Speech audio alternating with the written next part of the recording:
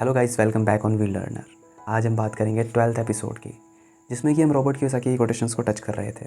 तो Robert Kiyosaki rich dad poor dad के author हैं और उनकी थॉट प्रोसेस क्या है, वो किस तरह से सोचते हैं और किस तरह से चीज़ों को सीखते हैं, चीज़ों को करते हैं, उसके बारे में हम बात करने वाले हैं। तो आगे जो रॉबर्ट कियोसाकी बोलते हैं वो बहुत ही कमाल का है कि a mistake is a signal that it is time to learn something new, something you didn't know before. यानी कि रॉबर्ट कियोसाकी बोलते हैं कि मिस्टेक एक सिग्नल है। किस चीज़ का सिग्नल है?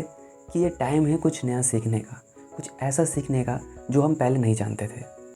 अब ये बहुत ही कमाल की बात है कि मिस्टेक, गलती सिग्नल है, यानी कि सिम्टम है, कॉज नहीं है। कॉज क्या है? कि हमको जो हम काम कर रहे हैं उसकी हमारे पास प्रॉपर नॉलेज नहीं है, हमारे पास प्रॉपर स्किल सेट नहीं है वो काम करने का, जिस वजह से वो गलती हो रही है। तो उस गलती को ओवरकम करने के लिए हमको क्या चाहिए? हमको कुछ ऐसा सीखना होगा जो अभी तक हम नहीं जानते, क्योंकि हम अभी तक नहीं जानते, इसी वजह से वो गलती हो रही है। तो हमको कोर्स पर काम करना होगा। तो वो कोर्स क्या है कि हमको कुछ नया सीखना होगा, कुछ नया देखना होगा, कुछ नई स्किल सेट एक्वायर करनी होगी, जिसके बाद जो हम मिस्टेक कर रहे हैं वो मिस्टेक दोबारा ना हो, या वो मिस्टेक आगे चल करके हम ओवरकम कर पाएँ।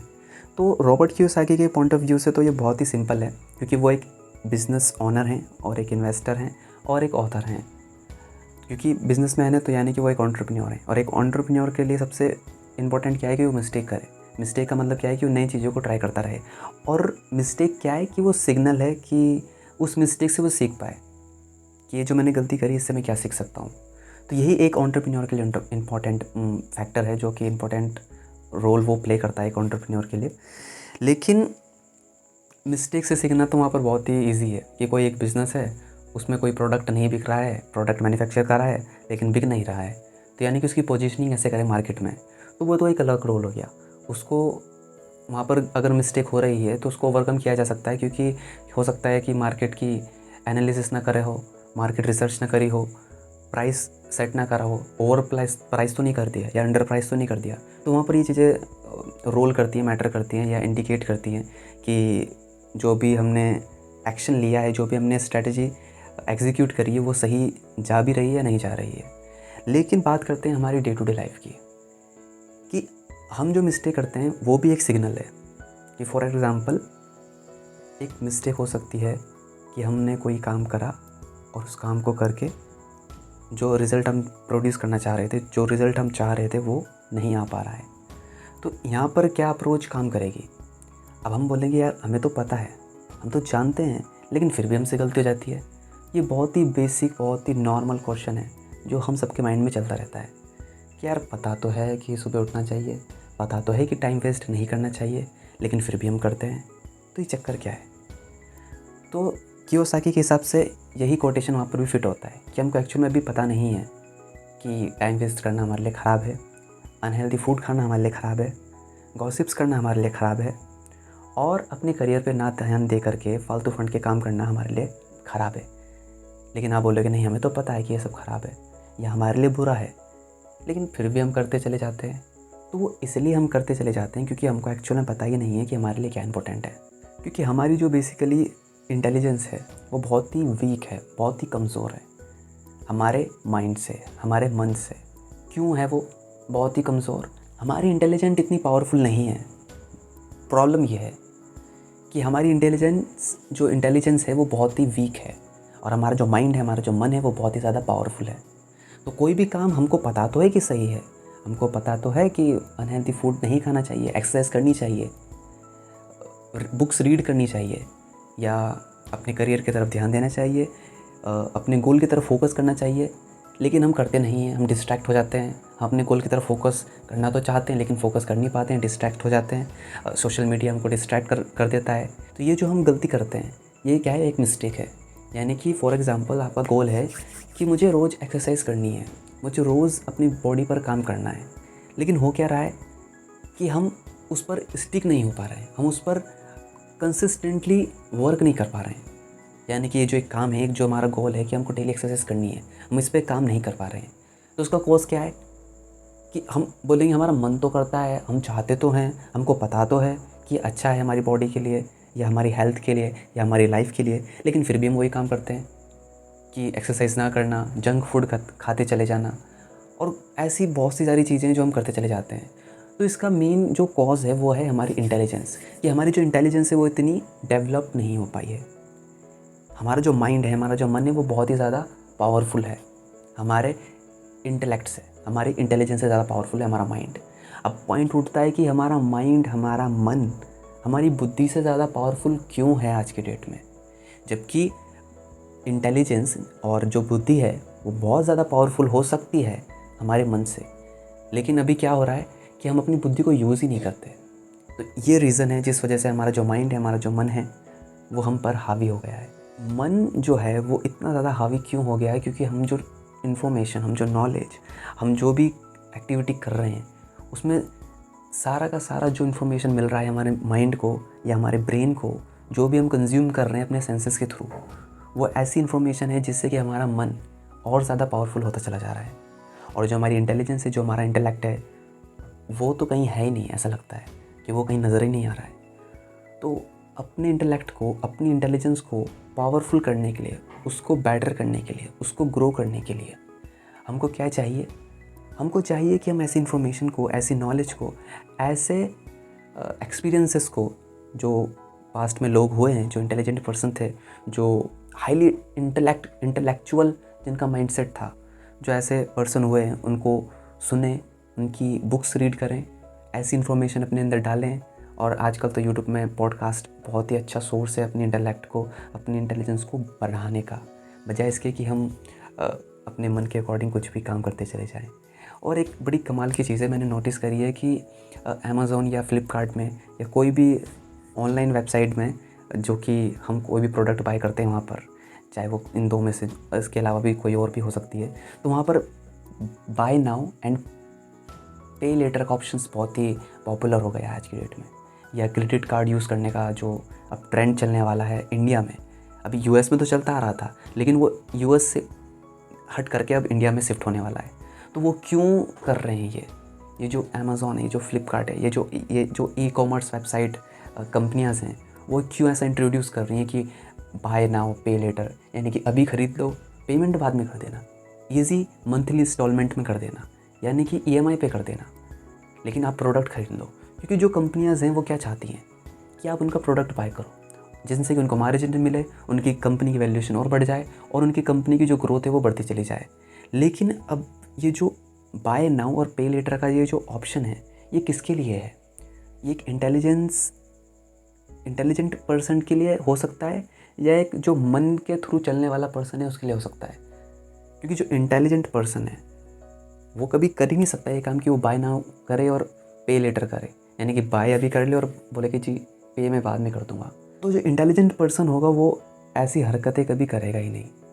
तो लेकिन जो मन से चलने वाला पर्सन होगा उसको क्या चाहिए? एक्सपीरियंस चाहिए। मुझको नए प्रोडक्ट बाय करने हैं, मुझे नए कपड़े ख़रीदने हैं, मुझे नए गैजेट्स बाय करने हैं, मुझे हर चीज़ अलग अलग तरह से, अलग अलग चीज़ें मुझको ख़रीदनी है, मुझको अलग अलग एक्सपीरियंस चाहिए।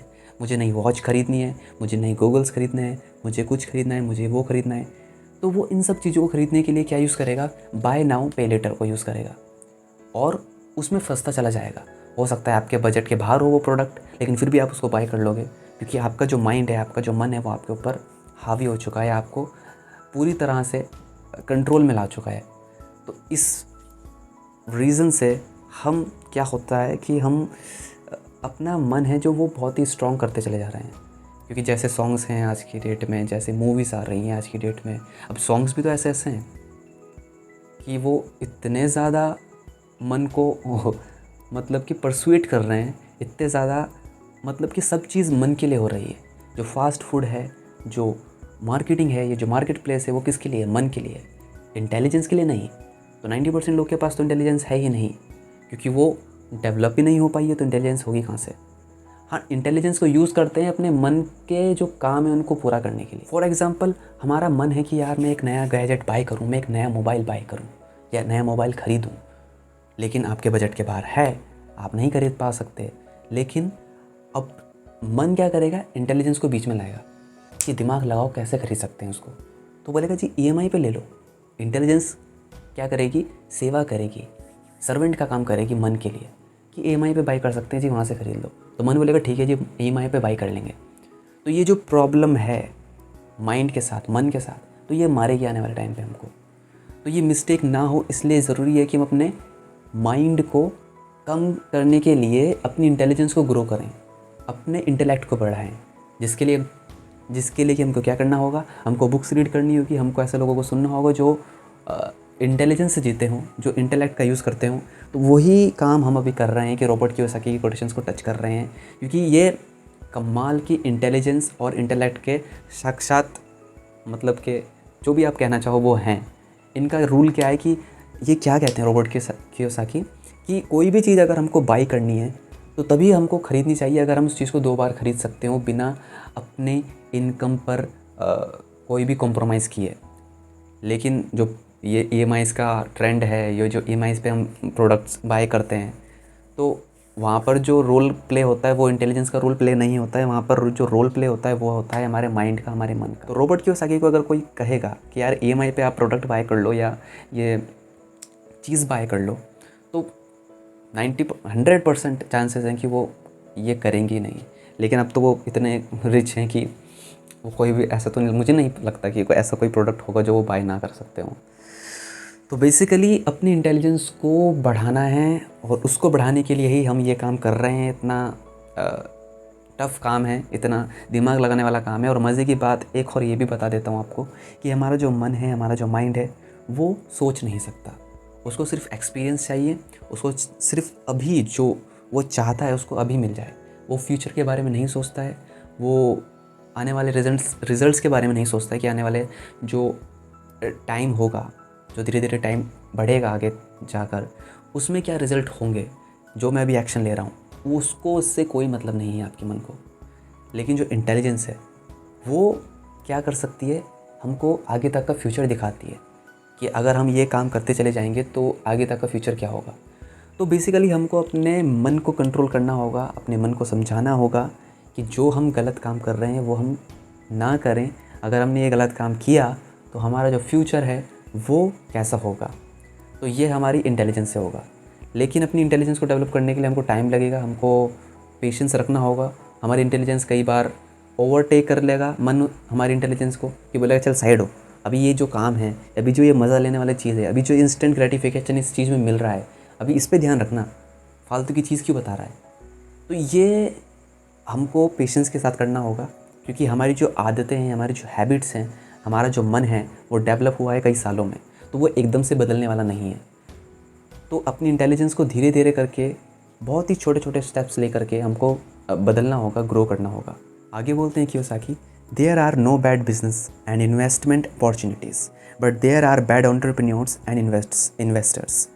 यानी कि ऐसा नहीं है कि कोई भी बैड बिजनेस हो या एक ख़राब इन्वेस्टमेंट अपॉर्चुनिटी हो।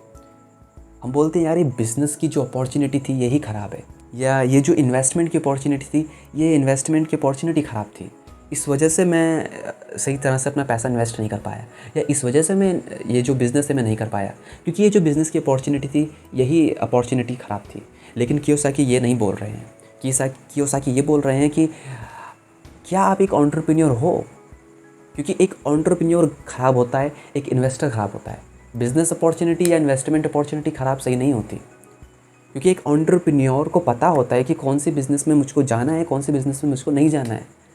अब हो सकता है कि आप एक एंटरप्रेन्योर नहीं हो, आप एक बिज़नेसमैन नहीं हो, आप ऐसे बिज़नेस में घुस सकते हो जहाँ पर कि आने वाले फ्यूचर में कोई स्कोप ही ना हो, कोई एडॉप्शन कर्व ही ना हो, आपने मार्केट की रिसर्च ही ना करी हो, आपको पता ही नहीं कि प्रोडक्ट को प्लेस कैसे किया जाता है, प्रमोशन कैसे किया जाता है, प्राइस कैसे सेट किया जाता है। तो ये सारी चीज़ें अगर आपको पता नहीं है कि ऑपरेशंस को कैसे हैंडल किया जाता है, और आप बिज़नेस करने निकल पड़े हो, तो अब कोई भी बिज़नेस हो, चाहे वो सही बिज़नेस हो, लेकिन वो अपॉर्चुनिटी आपके लिए ख़राब ही होने वाली है। तो उससे पहले आप कोई भी बिज़नेस शुरू करो, फर्स्ट स्टेप ये है कि छोटे से छोटे लेवल पे शुरू करो, बहुत ही छोटा लेवल रखो उसका, और सारी फोकस इस बात पे रखो कि आप किस तरह से अपनी लर्निंग को बढ़ा सकते हो, अपनी लर्निंग पर इन्वेस्ट कर सकते हो। इसी तरह से ही इन्वेस्टमेंट के बारे में है कि कोई भी इन्वेस्टमेंट अपॉर्चुनिटी ऐसी नहीं है कि ख़राब हो। हर इन्वेस्टमेंट अपॉर्चुनिटी अपने आप में सही है अगर इन्वेस्टर सही हो, अगर इन्वेस्टर कैपेबल हो। अब हो सकता है कि कोई इन्वेस्टर हो जो कि मिड कैप में इन्वेस्ट करता हो, या लार्ज कैप में इन्वेस्ट करता हो, या स्मॉल कैप में इन्वेस्ट करता हो। अब आप हो सकता है इन्वेस्टर नहीं हो, आपको इन्वेस्टमेंट की कोई भी नॉलेज नहीं है, आप एक ख़राब इन्वेस्टर हो। मतलब क्या है कि आपको कोई नॉलेज ही नहीं है, कोई एजुकेशन ही नहीं है, और आप अपना सारा पैसा लगा दो स्मॉल कैप में उठा करके, और वो पैसा डूब जाए तो आप बोलो कि जी ये इन्वेस्टमेंट अपॉर्चुनिटी ख़राब थी। तो ऐसा नहीं हो सकता। वो इन्वेस्टमेंट अपॉर्चुनिटी ख़राब नहीं थी, आप ख़राब इन्वेस्टर थे, क्योंकि आपको नॉलेज ही नहीं थी, आपको एजुकेशन ही नहीं थी इस बात की कि मिड कैप में पैसा डालने से या स्मॉल कैप में पैसा डालने से कितना हाई रिस्क है। और हो सकता है आपके पास कैपिटल लिमिटेड हो, लेकिन एक जो दूसरा इन्वेस्टर जो वेल एजुकेटेड है वो छोटे छोटे स्टेप्स लेगा और धीरे धीरे अपनी इनकम को, अपनी इन्वेस्टमेंट को ग्रो करेगा। और जब उसका रिस्क एपेटाइट, यानी कि जब उसका रिस्क एपेटाइट इतना बड़ा हो जाए कि वो बहुत ही बड़े बड़े रिस्क वाले इन्वेस्टमेंट अपॉर्चुनिटीज़ में या इन्वेस्टमेंट जो उसको अपॉर्चुनिटीज़ दिखती हैं उसमें अपना पैसा, उसमें अपना जो मनी है उसको इन्वेस्ट कर सके, तो इसलिए वो उस इन्वेस्टमेंट अपॉर्चुनिटी में अपना पैसा डालेगा, अपनी कैपिटल को इन्वेस्ट करेगा। कैपिटल मतलब कि एक मनी ऑफ पोर्शंस को इन्वेस्ट करेगा। मेरा कहने का मतलब ये नहीं कि अपनी पूरी इनकम को उठा करके, अपना पूरा जो भी उसका कैपिटल है उसको उठा करके वहाँ डाल देगा। कैपिटल से मेरा मतलब सिर्फ इतना नहीं है कि वो एक पोर्शंस अपने मनी का, अपनी इनकम का, या अपनी जो भी उसका इन्वेस्टमेंट करने के लिए जो भी उसने मनी वो रखता है जितना भी परसेंट, उसको उस रिस्क एपेटाइट वाले इन्वेस्टमेंट ऑप्शंस में शेयर कर सकता है या डाल सकता है, और ये दिखा सकता है या ये उसके पास इतना माइंड हो सकता है कि वो एक डिफ़ाइन कर सके कि वो एक अच्छा इन्वेस्टर है या नहीं है। अगला कोटेशन है रॉबर्ट कियोसाकी का, a winning strategy must include losing. यानी कि एक विनिंग स्ट्रैटेजी में हारना ज़रूरी होना चाहिए। अगर आपके पास एक स्ट्रैटेजी है, आपके पास एक प्लान है, आपके पास एक मैप है कि आप कोई भी आपने जो गोल सेट किया है, तो वो गोल इसलिए सेट किया होगा क्योंकि आप उस गोल में जीतना चाहते हैं, आप उस गोल में कुछ अचीव करना चाहते हैं। तो ये बहुत ही ज़रूरी है कि आप जो जीतना चाहते हैं उसमें हारना भी इंक्लूड हो, क्योंकि अगर उसमें हार इंक्लूड नहीं होगी तो आप जीतने का जो मज़ा है, जीतने का जो फ़ायदा है, तो आप जीत ही नहीं पाओगे पहली बात तो, क्योंकि अगर उसमें हारना इंक्लूड ना हो। क्योंकि हम जितना ज़्यादा ऊंचाई पर जाएंगे, जैसे कि एक माउंटेन होता है, माउंट एवरेस्ट पर अगर कोई चढ़ जाए और चढ़ना चाहे तो चढ़ सकता है, चढ़ जाएगा, लेकिन वहाँ पर गिरने के चांसेस भी होंगे, वहाँ पर खाई भी होगी, डाउनफॉल भी होगा, तो वो भी इंक्लूड होता है कि आप जितना ज़्यादा ऊंचाई पर जाओगे उतनी ही ज़्यादा नीचे खाई भी होगी। तो ये दोनों साथ साथ होते हैं। तो ये सेम कॉइन के दो सिक्कों के पहलू हैं, अलग अलग, हेड एंड टेल जिसको बोल सकते हैं।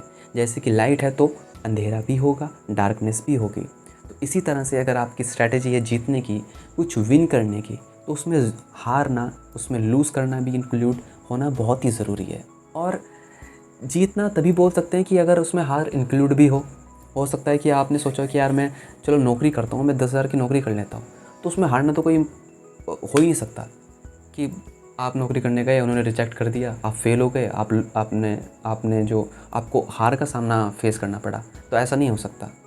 आपको 10,000 की नौकरी कभी मिल जाएगी, आराम से मिल जाएगी, कोई इतना ख़तरनाक इंटरव्यू नहीं होने वाला है, या कोई भी ऐसा चैलेंज आपको नहीं फेस करना होगा कि आपको उसमें हारना पड़े, तो आप उसमें जीतोगे भी नहीं। कोई बड़ी बात नहीं है कि अगर आपने 10,000 की नौकरी अचीव कर भी ली, लेकिन अगर आपका गोल है कि मुझको कुछ बिज़नेस स्टार्ट करना है या एक यूट्यूब चैनल स्टार्ट करना है, तो उसमें हारने की पॉसिबिलिटी भी रहेगी और जीतने की पॉसिबिलिटी भी उतनी ज़्यादा बढ़ जाएगी। तो ये दोनों साथ साथ चलते हैं। तो हमको देखना है कि हमको लूजिंग और विनिंग को दोनों साथ साथ लेकर चलना है, या सिर्फ हमको सेफ़ एंड सिक्योरिटी वाला ऑप्शन हमको अच्छा लगता है। तो वो भी अपनी अपनी चॉइस है, जो आपको ठीक लगे वो आप ले सकते हो। फोर्थ जो कोटेशन है ये सबसे पावरफुल है और मेरे लिए बहुत ही इंपॉर्टेंट है। तो ये कोटेशन वैसे सबके लिए इंपॉर्टेंट है। If you want to go somewhere it is best to find someone who has already been there. यानी कि अगर हम कहीं जाना चाहते हैं तो उसका सबसे बेस्ट तरीका क्या है कि हम किसी ऐसे पर्सन को ढूंढ लें जो पहले ही वहाँ पहुँच चुका हो। इसमें कियोसाकी डायरेक्ट हमको इशारा कर रहे हैं मेंटर की तरफ, गुरु की तरफ। भारत में तो गुरु का इम्पोर्टेंस बहुत ही ज़्यादा है। किसी ऐसे पर्सन को जानना जो कि वहाँ पहुँच चुका है जहाँ हम पहुँचना चाहते हैं, तो यानी कि हम बहुत ही ज़्यादा जल्दी पहुँच सकते हैं उससे जो कि वहाँ पर पहुँच चुका है। यानी कि हो सकता है कोई आदमी बहुत ही मेहनत करके किसी काम को उसने किया, लेकिन अगर आप उसे सीख लो तो वो हो सकता है उसने वो 10 साल में किया, हो सकता है आप 1 साल में कर लो। क्योंकि आप उससे सीख रहे हो। तो ये फास्टेस्ट वे ऑफ लर्निंग है, ये सबसे तेज़ तरीका है सीखने का। मैंने सुना है कहीं कि एक बहुत ही विद्वान व्यक्ति हुए जिन्होंने 6000 किताबें पढ़ी या अराउंड समथिंग इसी के आसपास उन्होंने किताबें रीड करी।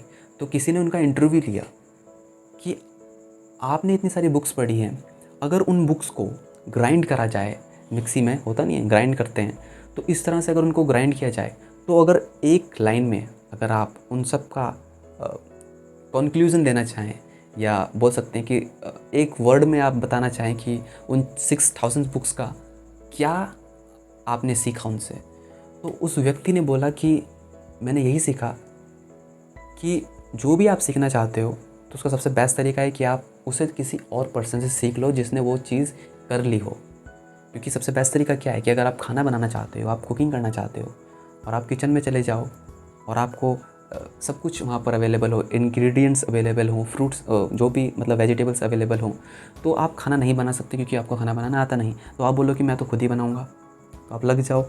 तो एक बार ख़राब बनाओगे, 2 बार ख़राब बनाओगे तो हो सकता है कि 2-3 महीने बाद आप धीरे धीरे सीख जाओ खुद से।